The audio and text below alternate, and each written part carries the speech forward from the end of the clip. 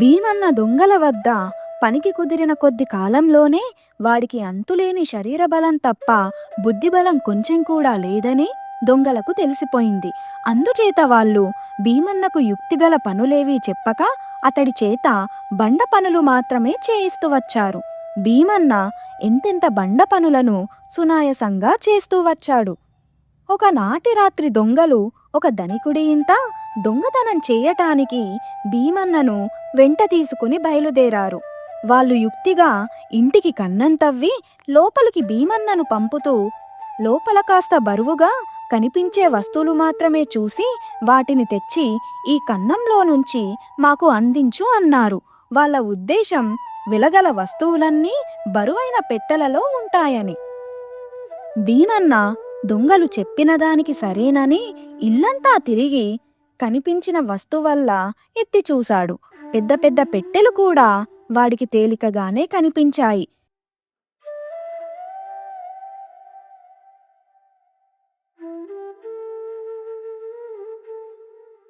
చివరకు వాడికి వంట ఇంట్లో రుబ్బురోలు కనిపించింది.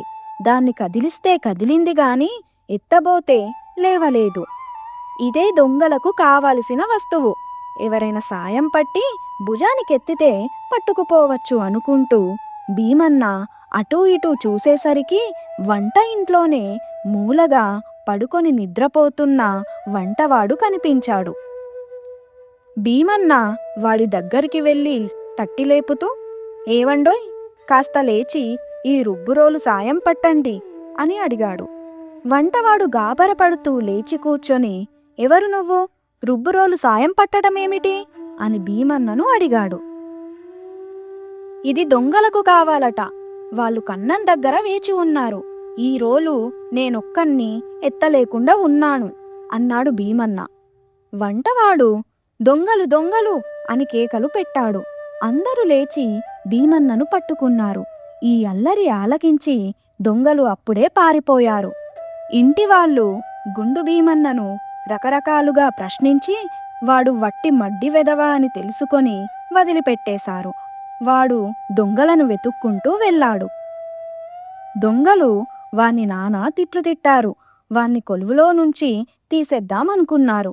కాని వాడు ఇక మీద బుద్ధిగా ఉంటాననడం వల్ల క్షమించి తమ వెంట ఉంచుకున్నారు. మరొకనాడు దొంగలు ఒక జమీందారు ఇంట దొంగతనానికి బయలుదేరారు. వారి వెంట భీమన్న కూడా ఉన్నాడు. వాళ్ళు ఈసారి కన్నం వేసి భీమన్నను ఇంట్లోకి పంపుతూ, కిందటిసారిలాగా రుబ్బురోళ్ల జోలికి పోకు, ఈ ఇసుక తీసుకో, మిద్దె మీదికి వెళ్ళి అంతటా ఇసుక చల్లు, ఏ వస్తువు మీద ఇసుక పడ్డప్పుడు గలగల శబ్దం అయితే ఆ వస్తువునల్లా పట్టుకురా అని చెప్పారు. భీమన్న దొంగల వద్ద నుంచి ఇసుక మూట తీసుకొని మిద్దె మీదికి వెళ్ళాడు. అక్కడ చాలామంది పడుకొని నిద్రపోతున్నారు. కొందరు నోర్లు తెరుచుకొని మరీ నిద్రపోతున్నారు. దొంగలు ఇసుక చల్లమన్నారు గదా, ఇసుక చల్లితే అది వాళ్ళ మొహాల మీద నోళ్లలోనూ పడదా అనుకొని భీమన్న గట్టిగా, ఓయ్, నేను ఇసుక చల్లబోతున్నాను, నిద్రలు పోయే వాళ్ళంతా ముసుగులు పెట్టేసుకోండి అని కేకలు పెట్టాడు. ఈ కేకలకు అందరూ లేచారు. అల్లరి అయింది. దొంగలు పారిపోయారు. ఇంటివాళ్ళు భీమన్నను కూడా కొంతసేపయ్యాక వెళ్ళిపోనిచ్చారు. వాడు మళ్ళీ దొంగల వద్దకు తిరిగి వెళ్ళాడు. ఈసారి భీమన్న దొంగల చేత తిట్లు తన్నులు కూడా తిన్నాడు. వాడు క్షమించమని ప్రాధేయపడ్డాడు. ఇంకోసారి ఇలా చేశావంటే ఏకంగా నీ తల తీసేస్తాం, ఒళ్ళు జాగ్రత్త పెట్టుకొని ఉండు అని దొంగలు వాణ్ణి గట్టిగా హెచ్చరించారు. తరువాత ఒక రోజున దొంగలు రాజుగారి దివాణాన్ని కొల్లగొట్టటానికి బయలుదేరారు. ఆ దివాణంలో ధాన్యపు కొట్లు, పశువుల శాలలు, రకరకాల గిడ్డంగులు ఉన్నాయి. ఒక్కొక్క ఇంటినే దోచుకోవటానికి ఒక్కొక్క దొంగ ఏర్పాటయ్యాడు. భీమన్నను మాత్రం దివాణం వెలుపల నిలబడి ప్రమాద పరిస్థితి ఏర్పడితే కొమ్ము బూర ఊదేటట్టు ఏర్పాటు చేసుకున్నారు. ఆ బూరమోత వినగానే ఇక్కడి దొంగ అక్కడి నుంచి జారుకుంటాడన్నమాట. దొంగలందరూ తలా ఒక దారిన దివాణంలోకి వెళ్ళిపోయాక భీమన్న కొంచెంసేపు ఒంటరిగా నిలబడి ఎక్కడా ప్రమాదం జాడ లేదులే అనుకొని తాను కూడా లోపలికి చొరబడ్డాడు. లోపలికి పోగానే వాడికి ఎదురుగా పశువుల శాల కనిపించింది. అందులో ఒక దొంగ ఒక ఆవును విప్పటానికి ప్రయత్నిస్తున్నాడు. అది పొగరుబోతు ఆవు. దగ్గరికి వస్తే తల విసురుతున్నది. ఒకే మనిషి దాని కొమ్ములు పట్టుకొని పలుపు విప్పటానికి లేదు.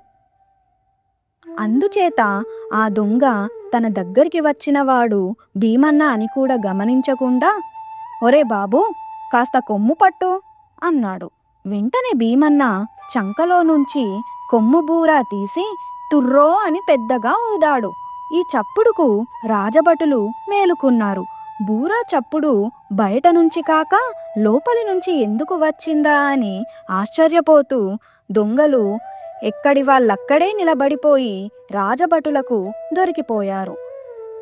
రాజుగారు దొంగలందరినీ విచారించి కారాగృహంలో యావజ్జీవ శిక్ష విధించాడు.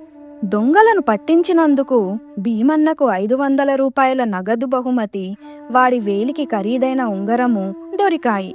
వాటితో సహా వాడు తన ఇంటికి బయలుదేరాడు. తర్వాత ఎపిసోడ్ కోసం ఛానల్ని సబ్స్క్రైబ్ చేసుకోండి. గంట సింబల్ని ఆన్ చేసుకోండి.